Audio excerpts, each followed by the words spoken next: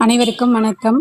திறன் மாணவர்களை வந்து டேகிங் பண்ணி அவங்களுடைய மார்க்கை வந்து நாம் எம்இஸில் அப்டேட் பண்ணணும். ஸோ எம்இஸ் வெப்சைட்டில் போய்ட்டு ஸ்கூலோட யூசர் நேம் பாஸ்வேர்டும் நம்ம யூஸ் பண்ணிக்கலாம், இல்லை கிளாஸ் டீச்சரோட யூசர் நேம் பாஸ்வேர்டும் நம்ம யூஸ் பண்ணிக்கலாம். ஸோ யூஸ் பண்ணி நம்ம லாகின் பண்ணோம்னா இந்த பேஜ் வரும். இதில் திறன் அசஸ்மெண்ட், லாஸ்ட்டாக ஸ்லாஷ் அசஸ்மெண்ட்டுக்கு முன்னாடி திறன் அசஸ்மெண்ட் இருக்கும். ஸோ அதை நம்ம டச் பண்ணுறோம். டச் பண்ணதும் செக்ஷன் அண்ட் கிளாஸ் வந்து செலக்ட் பண்ண சொல்லும். ஸோ செலக்ட் பண்ணதும் அந்த கிளாஸில் இருக்க ஸ்டூடெண்ட் நேம்லாம் காமிக்கும். ஸோ இதில் பார்த்தீங்கன்னா திறன் ஸ்டூடெண்ட்ஸ் நம்ம எடுத்துக்கும் பொழுது கண்டிப்பாக 40% ஸ்டூடெண்ட்ஸ் நம்ம டேகிங் பண்ணணும். 40%க்கு குறைவாக பண்ணக்கூடாது. 40%க்கு மேலே இருக்கலாம், ஆனால் 40% குறைவாக இருக்கக்கூடாது. ஃபார் எக்ஸாம்பிள் நம்ம கிளாஸில் வந்து 10 ஸ்டூடெண்ட்ஸ் இருக்காங்க அப்படின்னா கண்டிப்பாக 4 ஸ்டூடெண்ட்ஸை நம்ம வந்து டேகிங் பண்ணணும். ஸோ அந்த 4 ஸ்டூடெண்ட்ஸ் வந்து நம்ம கொஞ்சம் இம்ப்ரூவ்மெண்ட் தேவை இருக்கிற ஸ்டூடெண்ட்ஸாக இருக்கணும்.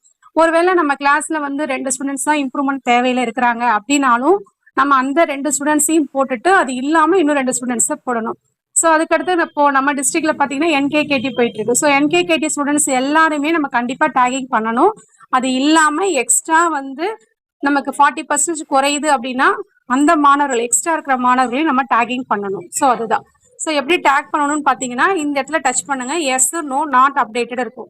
இந்த ஸ்டூடெண்ட் வந்து திறன் ஸ்டூடெண்ட் அப்படின்னா எஸ் கொடுக்கணும். ஸோ இல்லை அப்படின்னா நம்ம நோ கொடுக்கணும். சரிங்களா? ரொம்ப நல்லா படிக்கிற பிள்ளைங்க விட்டுட்டு 40%க்கு கொஞ்சம் கீழே இருக்கிற பிள்ளைங்க எல்லாரையும் நம்ம கண்டிப்பாக டேகிங் பண்ணுறோம். திரும்பவும் சொல்கிறேன், உங்கள் வகுப்பில் 10 மாணவர்கள் இருந்தால் கண்டிப்பாக 4 மாணவர்கள் வந்து நம்ம டேக் பண்ணணும். அதை விட அதிகமாக பண்ணலாம், குறைவாக பண்ணக்கூடாது. சரிங்களா? நம்ம டேக் பண்ணிட்டு மார்க்கை என்ட்ரி பண்ணோம் அப்படின்னா மார்க் அடிப்படையில் யாருக்கெல்லாம் நம்ம பயிற்சி அளிக்கணும் அப்படின்னு சொல்லிட்டு நமக்கு எம்இஸ்லேயே வந்துடும். ஸோ எஸ் கொடுத்துக்கிறோம். ஒருவேளை இவங்க திறன் ஸ்டூடெண்ட்ஸ் இல்லை அப்படின்னா நோ கொடுத்துக்கணும். நாட் அப்டேட்ல இருக்கக்கூடாது. ஸோ எஸ்ஸா நோவான்னு செலக்ட் பண்ணிட்டு இந்த இடத்துல சேவ் கொடுத்துடணும். சேவ் கொடுத்துட்டோம் அப்படின்னா நம்ம மாற்ற முடியாதான்னு கேட்டால் கண்டிப்பாக மாற்ற முடியும். சேவ் கொடுத்துட்டு இந்த ஆக்ஷன்ல பார்த்தீங்கன்னா டச் பண்ணோம் அப்படின்னா எஸ் நோவா மாறும், நோ எஸ்ஸா மாறும். ஸோ நம்ம சேஞ்ச் பண்ணிக்கலாம். இப்போ டேக் பண்ணிடுறோம், சேவ் கொடுத்துறோம். கொடுத்துட்டு மேலேயே செகண்ட் ஹெட்டிங் பார்த்தீங்கன்னா எக்ஸாம் மார்க் என்ட்ரின்னு இருக்கும். ஸோ இதை டச் பண்ணீங்கன்னா 6th, 7th, 8th இங்கே காமிக்கும்.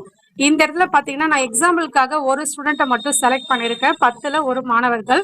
ஸோ இவங்களுக்கு வந்து மார்க்கை நம்ம என்ட்ரி பண்ணணும் அப்படின்னா இந்த ஸ்டார்ட் பட்டனை அழுத்துங்க.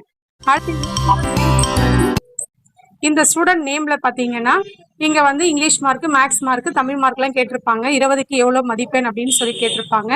ஸோ இந்த மதிப்பெண்களை என்ட்ரி போட்டுட்டு சப்மிட் கொடுத்துடணும். இவ்வளோதான். ஃபர்ஸ்ட் ஸ்டூடெண்ட்டை டேக் பண்ணுறோம், அதுக்கப்புறமா அவங்களுடைய மார்க்கை என்ட்ரி பண்ணுறோம். ஸோ இவ்வளவுதான். தேங்க்யூ.